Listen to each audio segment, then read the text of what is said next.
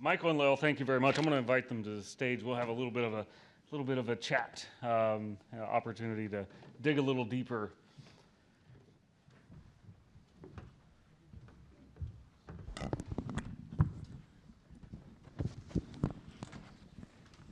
So I have to say, I am personally excited about the opportunity of placing capacity building resources into communities.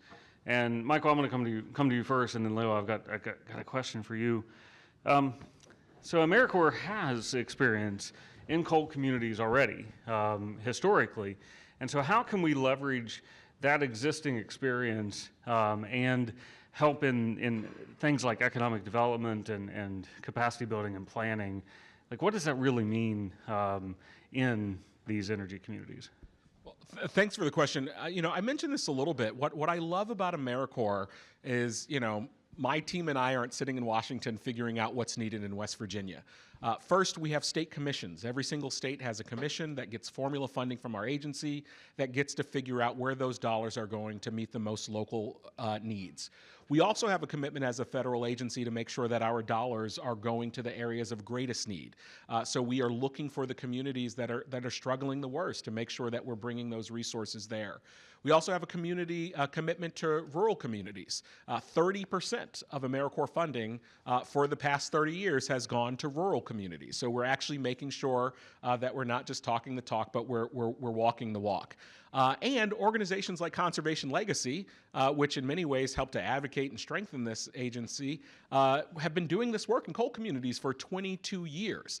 So we're not starting from scratch. We are going to be working in communities where folks have been doing this work for a long time and already have relationships, and we'll have an opportunity to build on top of that. And I talk about the fact that AmeriCorps is 30 years old, but when President Clinton created this agency back in 1993, it created some new funding streams to support some of these interesting new programs that were popping up, like Public Allies and City Year and Teach for America. But the other thing it did was it brought together some of the domestic service programs that have been around for a long time, like Vista, which was created as a part of a War on Poverty program. And our specific mission for Vista is building capacity in organizations that are working to alleviate poverty. So we're going to take all of that experience, we're going to take all of that legacy and put it into the special sauce that's going to make this work. Michael, thank you so much. And just to age myself a little bit, 27 years ago this summer was when I first volunteered as an AmeriCorps Energy Express, Energy Express Vista. So but Dr. Brainard, we talk about building some capacity at the ground level, but when we think about the economy as a whole, how are we making the economy work for people in disadvantaged communities like energy communities? What is different about what we're doing now that's going to make the economy work for these communities? So I think for the president and the vice president, really as they were formulating their economic strategy, they were very focused on these kinds of communities that simply had seen disinvestment, declining population growth in many cases, lack of opportunities, low labor force participation, and the sets of communities where this is the case, left behind communities, was particularly acute in a lot of places that had powered this nation for decades and really deserved better. So in terms of how have they thought about this and the economic programs that we are now really in year 2, year 3 of implementing on the ground, it's a whole set of americorps programs that work together.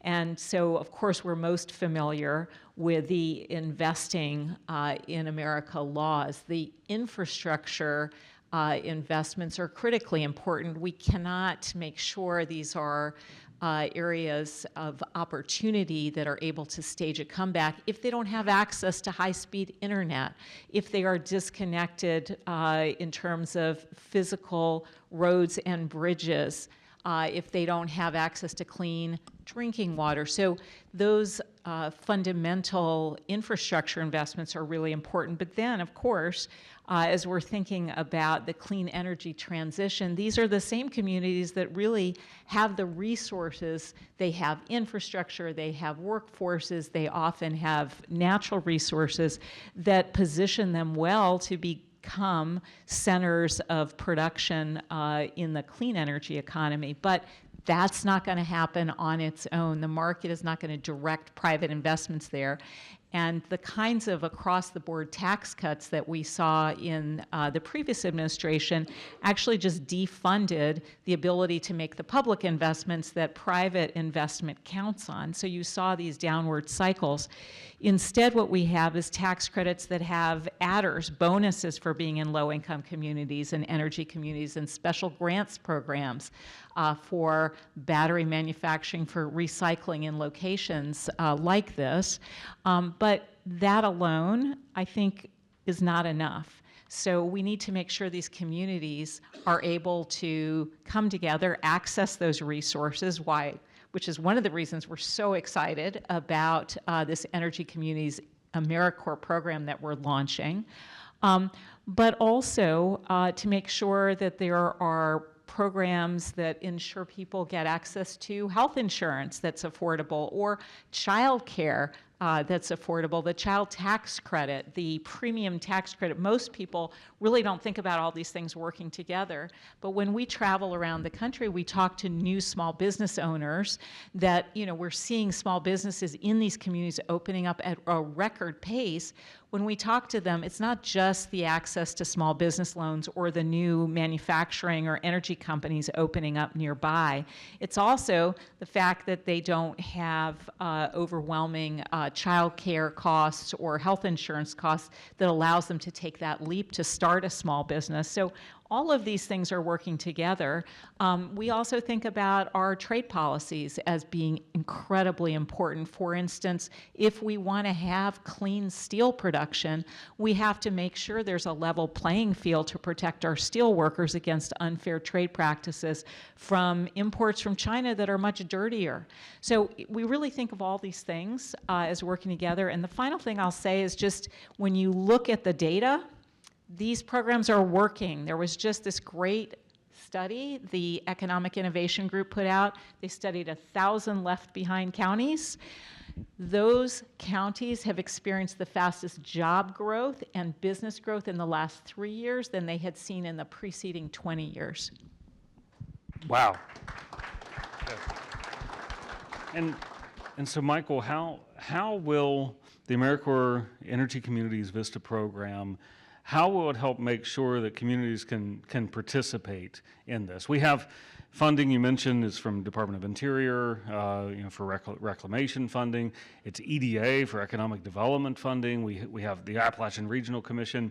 The funds that are coming in will fund AmeriCorps Vistas to do what kind of sustainable capacity building in the communities, whether it's workforce development training programs, whether it's helping develop economic development strategies and gathering the data needed to gather private sector. Is that what we're talking about on the ground? Yeah, that's absolutely right. A lot of AmeriCorps members, there's this joke in the AmeriCorps family where you have some AmeriCorps members that are getting their hands dirty and some AmeriCorps members that might be working in the office. So these people might be a little bit more working in the office. These are folks that are writing grants. These are folks that are helping to figure out how, to access other federal dollars that are sometimes mysterious to figure out how to do this. These are folks that are going to be doing community education and training. These are going to be folks that are going to be working with individuals to help them chart pathways to good paying jobs and new economies. And so that's the kind of work that they're going to be doing, and that's the kind of capacity building work and life-changing work that I think can help take people over the edge and into hope and possibility. And the other thing that's really interesting is, when AmeriCorps was started, there was a lot of focus on the impact that AmeriCorps members would have on the community. How many grade levels, points did that student go up in the class that a city year member was there? How much trash was picked up? How many trails were cleared?